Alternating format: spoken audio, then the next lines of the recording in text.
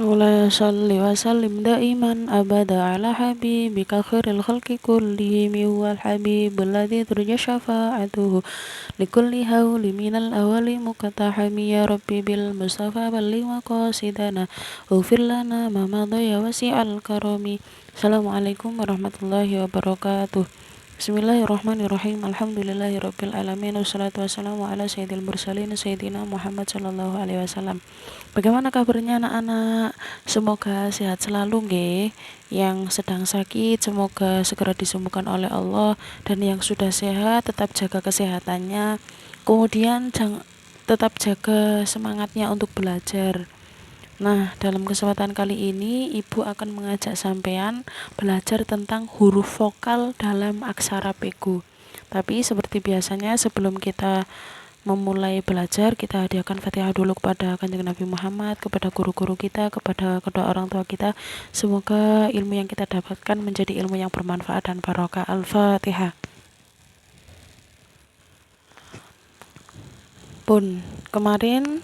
Pada kesempatan kemarin kan sampean saya tugaskan untuk menulis aksara pegu nggih, dari mulai A sampai Z.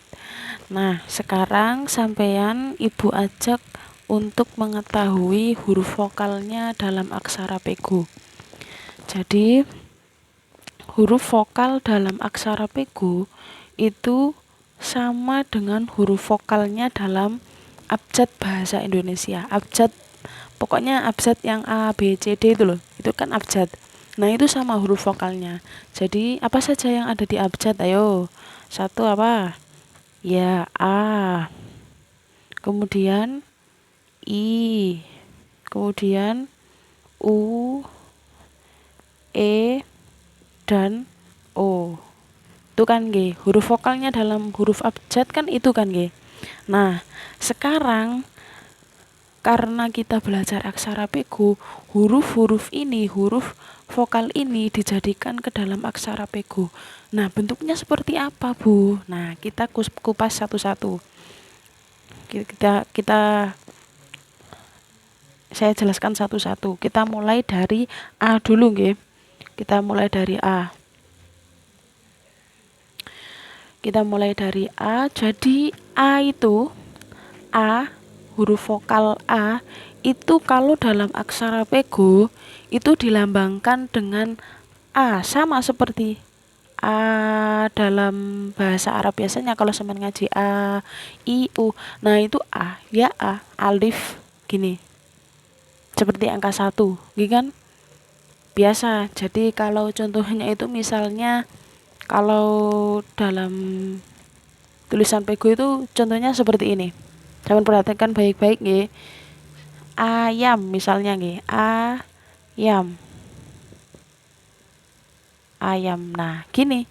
Gini kan tulisannya ayam dalam pegu kan gini. Tulisannya dalam pegu kan seperti ini, ayam. Ditulis seperti ini biasa, ayam gitu. Ini kan ayam gini nggih. Ayam. Ini kan huruf vokalnya ada 2, 1, 2. Nah, ini nomor 1, ini nomor 2-nya. Nggih. Paham nggih? Ibu ulangi lagi.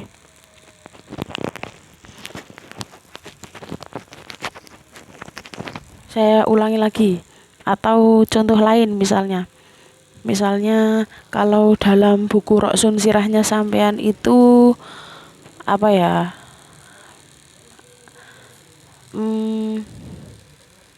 Anak aja ya, anak. Nah, anak. Kita tulis bahasa Indonesianya dulu, terus kita tulis yang aksara pegunya. Anak. Nah, ini kan huruf vokalnya ada 2. Huruf vokal A-nya kan ada 2, 1, 2. Nah, ini juga sama, huruf vokalnya ada 2, 1. Nah, ini 2. Paham nggih? Itu huruf vokalnya. Terus kemudian setelah A apa? Setelah A adalah I. Nah, ini di dalam pego itu ada dua kaidah, ada dua simbol. Yang pertama adalah i biasa seperti ini, i seperti ini tapi dikasih kasro, i seperti ini, dan ya seperti ini. Gini nggih. Tadi kan waktu a saya tulis lagi, waktu a ini kan sama, nggih. Ini kan sama ketika di awal kata huruf A-nya itu kan sama bentuknya dengan A yang di tengah, sama-sama menggunakan alifnya. Tapi kalau I berbeda dengan A, ini dia itu berbeda. Ketika di awal kata itu menggunakan alif yang dikasroh, I itu nggih. Kalau di tengah menggunakan ya yang dikasroh. Langsung contohnya nggih supaya sampean bisa langsung memahami. Misalnya ikan atau apa ya? Ya, ikan aja nggih, ikan. Ikan itu bisa ditulis seperti ini, ikan, atau juga bisa ditulis seperti ini, ikan. Nah, sini nggak usah ditulis biasanya, nggak usah dikasih kasroh. Jadi gini tulisannya. Kok tulisannya miring ya? Pasti itu. Maaf. Saya ulangi lagi. Ya, saya ulangi lagi. I ketika huruf vokal I itu ada dua huruf pegonya, simbol pegonya. Ketika di awal kata itu menggunakan alif yang dikasroh. Tapi kalau di tengah kata, di tengah-tengah kali kata itu menggunakan ya. Langsung contohnya nggih, ikan tadi. Ikan. Seperti ini tulisannya ikan. Ikan. Nah, simbolnya dari ini itu ini. Ini kan di awal nggih, di awal kata. Nah, tapi kalau di tengah-tengah kata Bu gimana? Katanya ya yang mati. Nah, contohnya seperti kepiting, ya, misalnya kepiting. Kepiting. Nah, ini kan ada huruf I2. Nah, cara nulisnya dalam bahasa Pegu gimana? Dalam tulisan Pegu gimana, Bu? Gini. Kepiting. Kepiting. Nah, ini menggunakan ya, bukan lagi alif seperti ini. Nggih. Atau contoh lain yang yang gampang. Apa ya?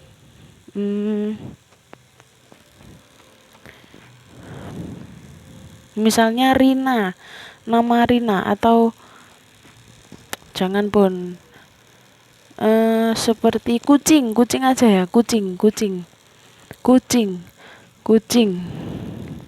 Di sini aja nggih, nanti akan ada perbedaan di sini. Kucing. Nah, ini kan di sini ada satu huruf vokal I nggih. Nah, simbolnya dalam tulisan Pegu kucing. Nah, ini loh, ya ini simbol dari ini. Paham nggih?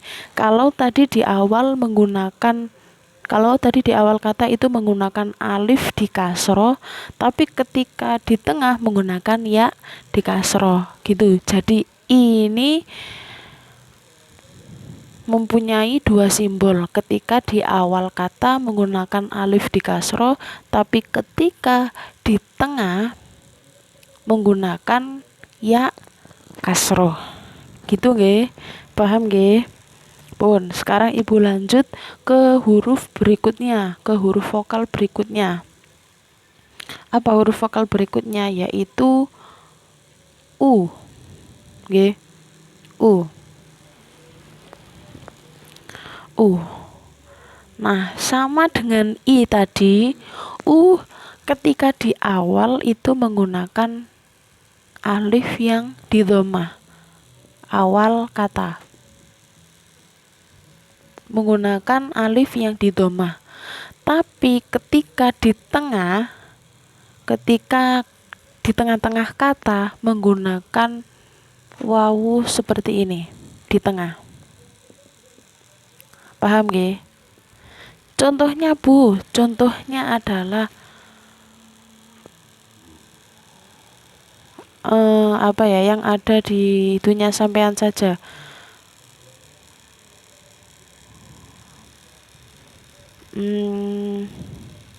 Ulo misalnya nggih, ulo. Ulo ditulis seperti ini saja. Ulo. Nah, ulo gini tulisannya. Ulo. U ini ditulis dengan U seperti ini. Tapi kalau ketika di tengah-tengah kan menggunakan ini. Contohnya apa Bu? Tadi kucing tadi nggih. Kucing. Kucing. Nah, ini. Kucing kan kunya kucing.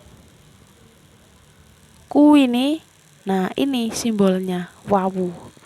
Gitu nggih. Pun 3 huruf 2 huruf berikutnya di pertemuan berikutnya saja, pelan-pelan saja, tidak apa-apa, yang penting sampean bisa paham, bisa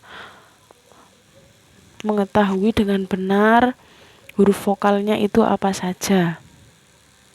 Ulangi lagi ya kesimpulannya, yakni kalau A ketika ditulis dalam pego berarti berupa alif biasa seperti ini.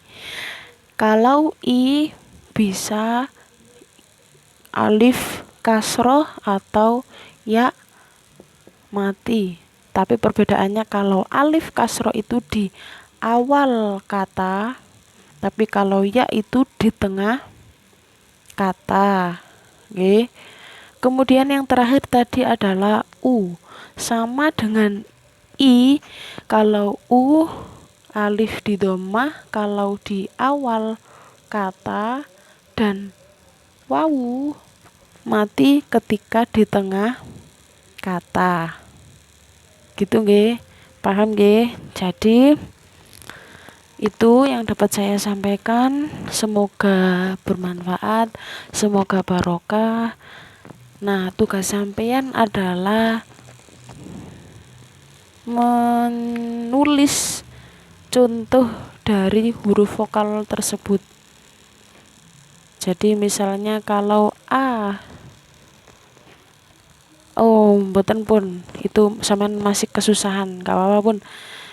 Tugasnya itu ini saja, sampean menulis huruf vokal aksara pegon dari A, I, U saja gitu. Jadi merangkum apa yang telah saya jelaskan tadi. Gitu nggih. Nanti minta bantuan sama ibunya, sama ayahnya, minta tolong, jadi dirangkum saja. Jadi kalau misalnya sampai nulis seperti ini saja, jadi sampai nulis kayak gini, huruf vokal A sama dengan A sama dengan alif, I sama dengan I kasroh ketika di awal, atau ya sukun di tengah kalau U. Nah, seperti itu saja, ditulis seperti itu saja. Nggih, paham nggih? Jadi tugas sampean hanya mencatat atau merangkum apa yang tadi saya sampaikan.